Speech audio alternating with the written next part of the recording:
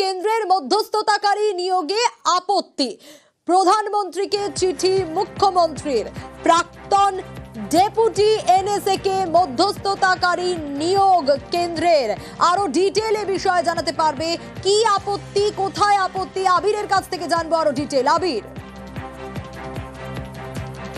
দেখো, গত 2011-র 18ই জুলাই রাজ্য, কেন্দ্র এবং গোর্খা জনমুক্তি মোর্চা তাদের তিনজনের মধ্যে যে সমঝোতা, তাদের উপস্থিতিতে যে জিটিএ গঠন করা হয় এবং দার্জিলিং, কালিম্পং এবং তরাই ডুয়ার্সের কিছুটা অংশ নিয়ে যে জিটিএ অ্যাডমিনিস্ট্রেটিভ বডি হিসাবে সেখানে কাজ করে।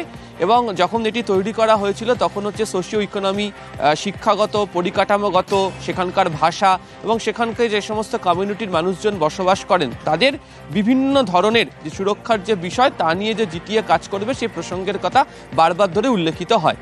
এখানে যেটা জানতে পারা যাচ্ছে যে এর মধ্যে পঙ্কজ কুমার সিং, অবসরপ্রাপ্ত আইপিএস অফিসার যিনি ডেপুটি এনএসএ ছিলেন, তাকে মধ্যস্থতাকারী হিসেবে কেন্দ্রের তরফ থেকে নিয়োগ করা হয়েছে। এবং রাজ্যের আপত্তির বিষয় একটি, সেটা হচ্ছে যে রাজ্যের সঙ্গে কোনো ধরনের আলোচনা না করে, রাজ্যের সঙ্গে কোনো প্রকার কথাবার্তা না চালিয়ে কেন্দ্রের তরফ থেকে কিভাবে একতরফা এই ধরনের সিদ্ধান্ত তারা গ্রহণ করতে পারেন। প্রসঙ্গত যেখানে জিটিএ এলাকা রয়েছে সেখানের ক্ষেত্রে কাজ করার ক্ষেত্রে এই যে যারা পার্টি ছিলেন তাদের সেখানে একসঙ্গে আলোচনা করে কথাবার্তা চালিয়ে সমস্ত সিদ্ধান্ত গ্রহণ করা হয়। সেক্ষেত্রে দাঁড়িয়ে কিভাবে রাজ্যকে না জানিয়ে কেন্দ্রের তরফ থেকে সিদ্ধান্ত গ্রহণ করা হলো সে বিষয়ে আপত্তির কথা এই চিঠিতে উল্লেখ করেছেন মুখ্যমন্ত্রী। তুমি জানো যে আরো একটা বিষয় তোমার কাছ থেকে জানতে চাইবো, যে তুমি যেমনটা বলছিলে তারই পাশাপাশি এই পঙ্কজ কুমার সিং, ভূমিকা কি এই পঙ্কজ কুমার সিং এর? দেখো, তোমাকে জানাই, সেটা হচ্ছে যে পাহাড়ে বারবার ধরে বেশ কতগুলি সময় রাজনৈতিক অস্থিরতার ঘটনা ঘটেছে এবং 2011-র পর থেকেও 2013 এবং 2017-তে দুটো সব থেকে বড় ধরনের ঘটনা ঘটেছিল এবং 2017-র পর থেকেও বারবার ধরে আলোচনাতে যেটা ছিল এবং পাহাড়ের বিভিন্ন সময় বিভিন্ন রাজনৈতিক দলের নেতারা এই গোর্খাল্যান্ড প্রসঙ্গের কথা বারবার ধরে তুলে ধরছিলেন। 2019-এর লোকসভা হোক বা তারও আগের লোকসভা হোক, 2021-এর বিধানসভা ভোট হোক, 2024-এর লোকসভা হোক, আবার সামনে বিধানসভা আসতে চলেছে। তুমি জানো যে বিভিন্ন নির্বাচনের আসার সময় বা নির্বাচন কেন্দ্রিক সময়গুলিতেই এই গোর্খাল্যান্ড ইস্যুকে চাকরা দেওয়ার চেষ্টা হয় এবং বারবার ধরে বিভিন্ন বিজেপির সেখানে যে সমস্ত সহযোগী দল যারা রয়েছেন তাদের তরফ থেকেও বারবার ধরে উল্লেখ করা হতো যে বিভিন্ন সময় দাঁড়িয়ে গোর্খাল্যান্ড প্রসঙ্গের কথা সেখানে বিজেপির তরফ থেকে বারবার তোলা হচ্ছিল। ফলে মনে করা হচ্ছে এই গোর্খাল্যান্ড প্রসঙ্গের কথাই ঘুরিয়ে সেখানকার মানুষের সঙ্গে আলোচনা করার জন্য এই মধ্যস্থতাকারী হিসেবে পঙ্কজ কুমার সিংকে রাখা হচ্ছে এবং এতেই মনে করা হচ্ছে যে ফের নতুন করে একটা অস্থিরতা উত্তরবঙ্গের এই জায়গাগুলোতে তৈরি হতে পারে। ফলে রাজ্যের আপত্তির জায়গা এক, তাদের সঙ্গে কথা না বলে একজনকে কিভাবে মধ্যস্থতাকারী হিসেবে নিয়োগ করা হলো, দুই, তিনি কি ভূমিকা নিয়ে কাজ করবেন সেই ভূমিকার প্রসঙ্গের কথাও উল্লেখ করা হয়নি বা আলোচনা করা হয়নি রাজ্যের সঙ্গে। ফলে এই মূলত বিষয়গুলোকে নিয়েই প্রধানমন্ত্রীর কাছে এই আপত্তিজনক বিষয় জানিয়ে চিঠি দিয়েছেন মুখ্যমন্ত্রী। বেশ, আবির।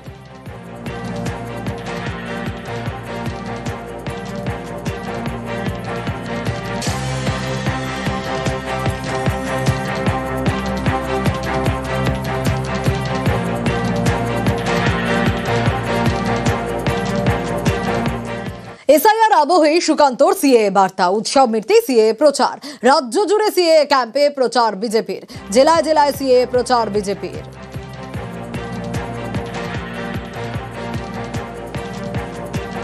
সিএটা হচ্ছে আমাদের বাংলার বিজেপির ক্ষেত্রে it is related to our heart. আমরা প্রতিশ্রুতিবদ্ধ, আইডিওলজিক্যালি উই আর কমিটেড যে বাংলাদেশ থেকে আসা হিন্দুদের আমরা নাগরিকত্ব দেব। সবাই তো পালিয়ে আসতে পারেনি, কিছু মানুষ তো পারে থাকতে থেকে গেছে, তাদের কি হবে? আমরা আগামী দিনে শিবির করে ফর্ম ফিল আপ করাবো, প্রয়োজনে সিএ এর মাধ্যমে তারা নাগরিকত্ব পাবে। সিএ এর ক্যাম্প পশ্চিমবঙ্গে অনেকে করছে, আমি তো প্রস্তাব দেব তৃণমূলকেও সিএ ক্যাম্প করার জন্য। এ রাজ্যে সিএ হবে না, চ্যালেঞ্জ তৃণমূলের। এসআইআর করে ভোটে জেতার চেষ্টা বিজেপির, তোপ অরূপের। প্রথম কথা, এই রাজ্যের বুকে এনআরসি সিএ এর মতো অমানবিক কালা আইন কোনোভাবেই রাজ্য সরকার করতে দেবে না। এক, দ্বিতীয়ত এসআইআর করে ভোটার লিস্ট থেকে বৈধ ভোটারের নাম বাদ দেওয়ার চক্রান্ত শুরু করেছে ভারতীয় জনতা পার্টি। এসআইআর করলে কার্যত হাজারে হাজারে লাখো লাখো মানুষের নাম বাদ যাবে, তাদের মধ্যে অজস্র হিন্দু শরণার্থীর নাম বাদ যাবে এবং সেই মানুষের ভোটেই বিজেপির ভোট ব্যাংক স্থিত।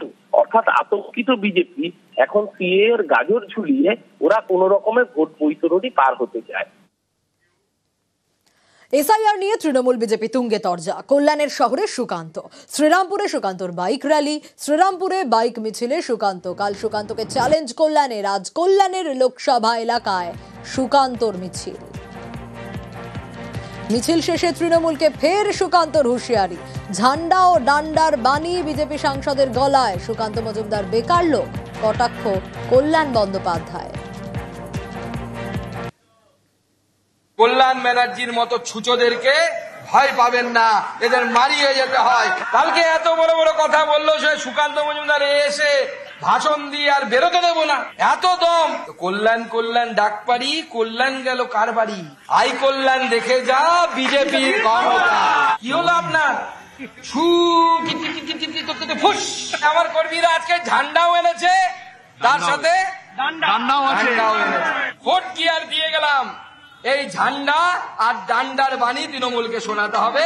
পুলিশ যদি নিরপেক্ষ হয়ে যায় 15 মিনিট লাগবে না, পশ্চিমবঙ্গের সব তৃণমূল কংগ্রেস কার্যালয় বন্ধ হয়ে যাবে। তাহলে কল্যাণ দা এরপরে যদি খেলতে ডাকে, আমি শ্রীরামপুরের কর্মীদেরকে বলে দিচ্ছি ভালো করে খেলবে। আমি তো ওর মতো বেকার লোক নই যে যখন তখন যেখানে সেখানে ঘুরে বেড়াবো, খ্যাপা শিয়ালের মতো ঘুরে বেড়াচ্ছি। আমি আবার বলছি, এসআইআর থেকে নাম কেটে দিয়ে ও সিআইএসএফ সিআরপিএফ নিয়ে এসে শ্রীরামপুর পার্লামেন্টে একটা মানুষকে গুলি করে মারুক, সুকান্ত মজুমদারকে বাড়ি ফিরে যেতে দেব না। ওর বাবা নরেন্দ্র মোদী পারবে না ওকে বাড়ি ফিরে নিয়ে যেতে। হঠাৎ করে চলে গেছে, তুই নোটিশ দিয়ে দিতে পারছিস, আমিও চলে যেতাম, দেখতাম ওকে। ও তো সেই হিম্মত হয়নি। ছুঁচো মেরে হাত গন্ধ করবো কেন আজকে? সুকান্ত তুই আয়, ডান্ডা দিয়ে মারবি আয়, আমি তোকে ডান্ডা কোথায় পড়তে হয় দেখিয়ে দেবো। মোদি যতদিন আছে ততদিন এগুলো রয়েছে। মোদি না থাকলে কুকুর বিড়ালে সুকান্তদের টেনে নিয়ে তুলে চলে যাবে। ভোটার লিস্ট থেকে 100-রও বেশি নাম বাদ। উত্তর দিনাজপুরের গোয়ালপুকুরে চাঞ্চল্যকর অভিযোগ, আর এ নিয়ে রাজনীতির হাওয়া গরম।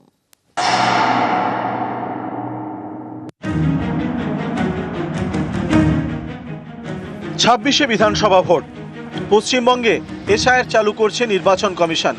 উত্তর দিনাজপুরে শুরু হয়েছে ভোটার তালিকা সংশোধনের কাজ। এই জেলারই গোয়ালপুকুরে 100-র বেশি ভোটারের নাম বাদ গিয়েছে বলে অভিযোগ, যা নিয়ে জোর শোরগোল। তৃণমূলের দাবি, সম্প্রতি তারা ভোটার তালিকা সার্ভের কাজ শুরু করে, তখনই সামনে আসে গোয়ালপুকুর 1 নম্বর ব্লকে একের পর এক ভোটারের নাম বাদ গিয়েছে। নির্বাচন কমিশনের পোর্টালে নাম নেই, একজনের এপিক নম্বরে অন্যের নাম। যাদের নাম বাদ গিয়েছে তারা চিন্তায়। 2024-এ ভোট দিয়েছিল আর এখানে নাম কাটে গেছে। কি করে বুঝলেন? ইনকোয়ারি গেছিল, ইনকোয়ারিতে দেখা যাচ্ছে নাম নাই। কি চাইছেন এখন? ভোটার লিস্টের নাম উঠাবো না। কি করে কাটানো আমি তো জানি না। এখন যখন আমি ইনকোয়ারি গেল আমার কাছে, তাই বললো যে আপনার নাম নাই। আমি এখানে আসছি, বেলার কাছে আছি। ভোটার তালিকায় যাদের নাম বাদ গিয়েছে তাদের নিয়ে গোয়ালপুকুর 1 নম্বরের বিডিওর দ্বারস্থ হন তৃণমূল ব্লক সভাপতি। সকলের নাম তালিকায় তোলার আবেদন করেন।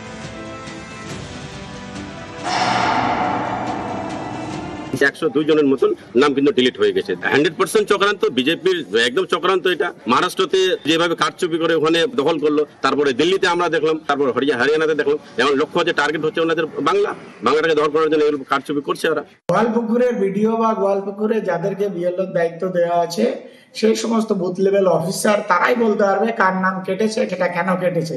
সেই জবাব তো বিএলওকে দিতে হবে। বিএলওর উপরে যে আছেন বিডিও, সেই জবাব বিডিওকে দিতে হবে। এখানে তো বিজেপি ভোটার লিস্ট তৈরি করেনি। গোয়ালপুকুর থেকে চঞ্চল মোদক, নিউজ 18 বাংলা। ভুয়ো পাসপোর্ট মামলায় চাঞ্চল্যকর তথ্য। ধৃত ইন্দুভূষণের হাত ধরেই 2.5 কোটির লেনদেন। কিভাবে, কি আপডেট পাওয়া যাচ্ছে, আরো ডিটেইল জানাতে পারবে অমিত রয়েছে আমার সঙ্গে। অমিত, দেখো, ধৃত ইন্দুভূষণ হালদারকে আজকে আদালতে পেশ করা হলে তার জেল হেফাজতের নির্দেশ দিচ্ছে আদালত। তবে ইডি সূত্র থেকে দাবি করা হচ্ছে, ইন্দুভূষণের হাত ধরে এই ভুয়ো পাসপোর্ট মামলাতে প্রায় 2.5 কোটি টাকার লেনদেন হয়েছে।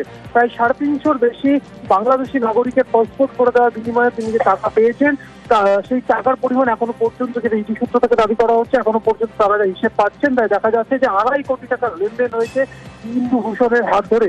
এছাড়া একজন সাইবার ক্যাফের যোগসূত্র উঠে আসছে এই ফেক পাসপোর্ট বা ভুয়ো পাসপোর্ট মামলাতে। কারণ ইডি সূত্রে দাবি করা হচ্ছে যে নদিয়ার চাকদার বাসিন্দা এই ইন্দুভূষণ, সেই চাকদারই এক সাইবার ক্যাফেতে টাকা দিয়ে সেখানে বসে প্রায় 350 পাসপোর্টের আবেদন করছিলেন ইন্দুভূষণ, এবং এই যিনি সাইবার ক্যাফের মালিক তাকে ইতিমধ্যে জিজ্ঞাসাবাদ করা হয়েছে ইডি তরফে, এবং তাকে ব্যাংক অ্যাকাউন্টের মাধ্যমে 1,15,000 টাকা পেমেন্ট করেছিলেন এই ইন্দুভূষণ, এমনটা কিন্তু দাবি করা হচ্ছে ইডি তরফে।